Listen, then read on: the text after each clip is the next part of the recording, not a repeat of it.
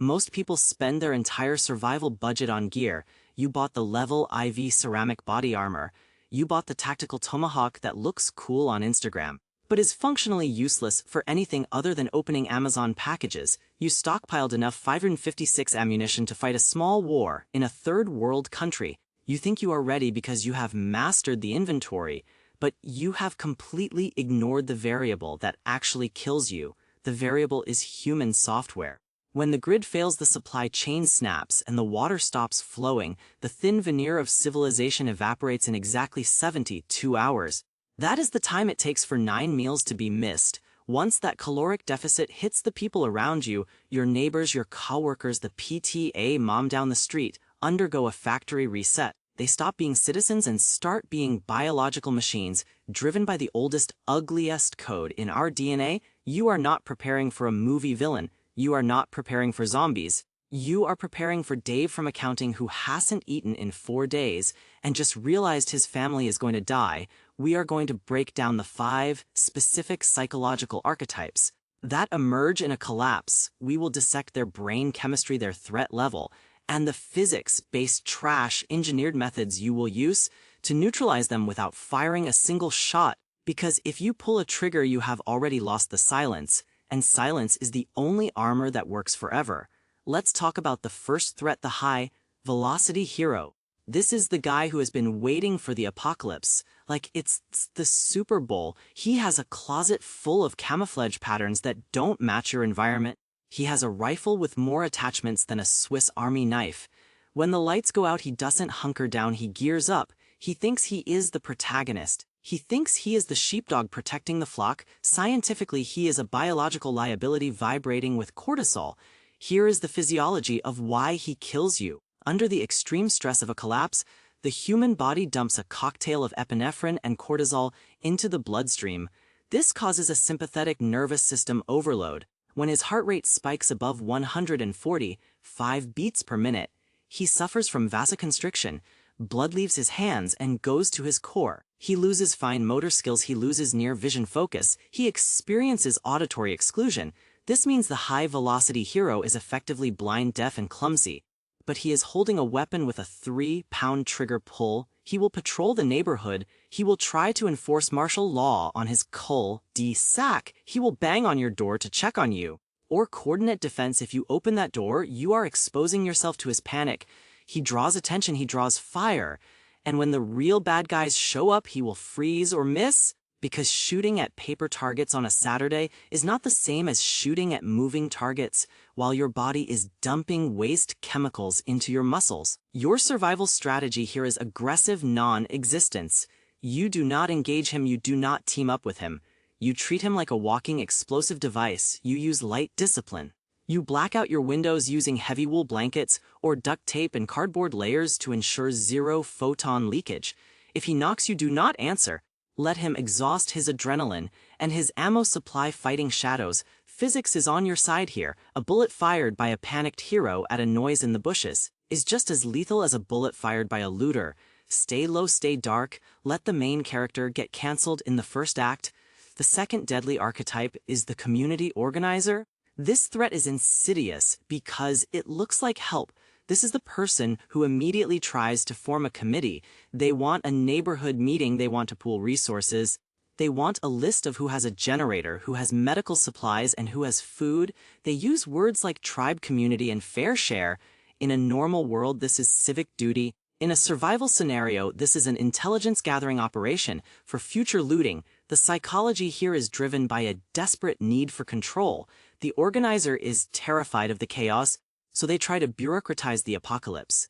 But here is the brutal math of communism in a crisis. Redistribution only works when there is production. When production stops, redistribution is just a slow death spiral.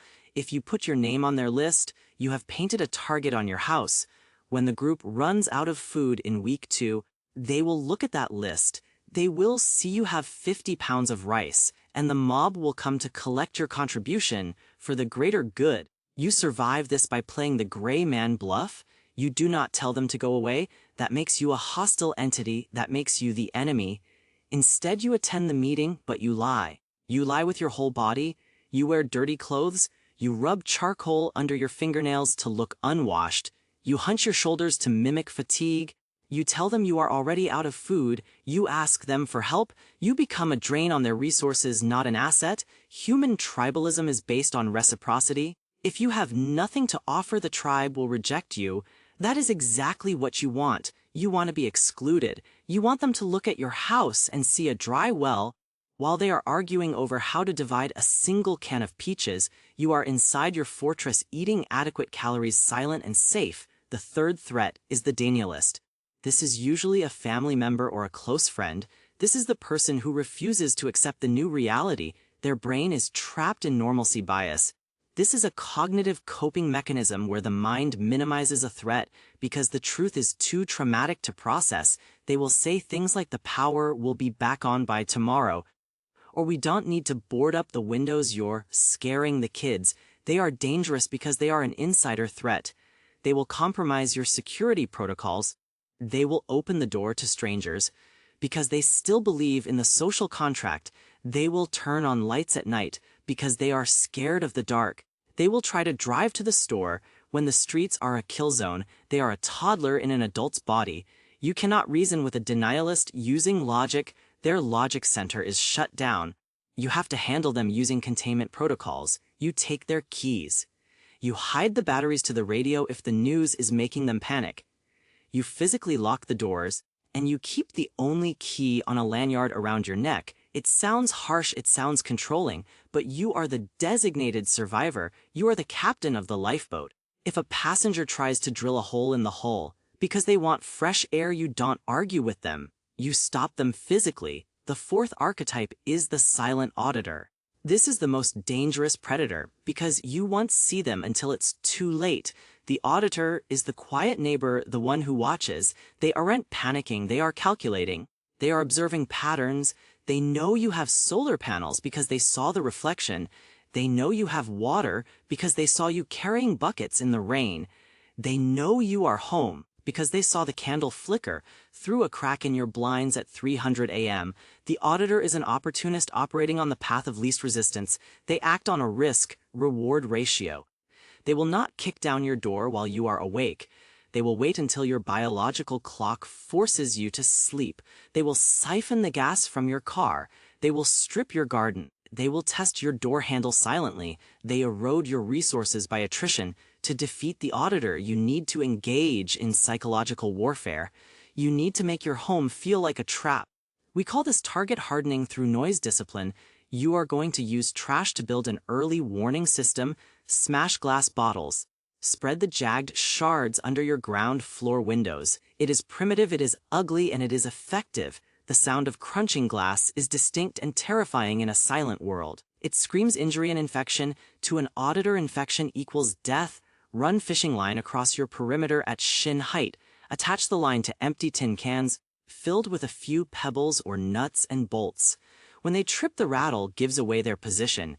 You strip away their stealth. Once an auditor loses the element of surprise, they move on to a softer target. You don't have to be invincible. You just have to be louder and sharper than the house next door. The fifth and final archetype is the Good Samaritan. This breaks your heart, and then it breaks your supply chain. This is the person who knocks on your door with a starving child. This is the elderly couple begging for medication. This is your morality testing you, and this is where most people die. Survival is a physics problem. It is calories in versus calories out. It is thermal regulation. It is hydration levels. Physics does not care about your empathy.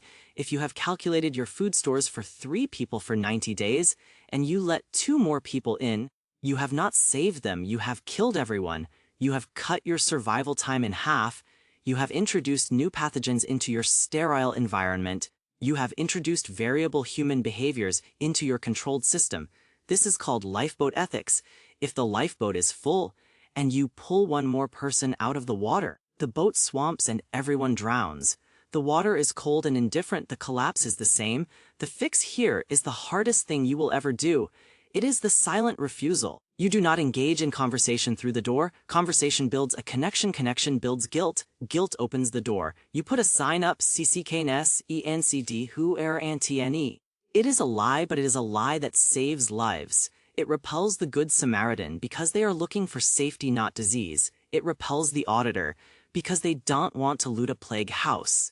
It keeps your conscience clean enough to function because you didn't have to look them in the eye and say, no. The world you know is built on a delicate web of promises, the promise that the police will come, the promise that the water is clean, the promise that money has value. When those promises break, the people who believed in them break too. They shatter into sharp, desperate fragments. You are not trying to fix the world is broken. You are trying to outlast the breakage. You need to be cold, you need to be calculating. You need to look at your neighbor and not see a friend, but see a variable in an equation that is trying to balance itself to zero. Identify the archetype, deploy the counter, measure. Keep your door locked, keep your head down, and remember the most dangerous thing in the dark isn't a monster, it's a human being who just realized they are going to die.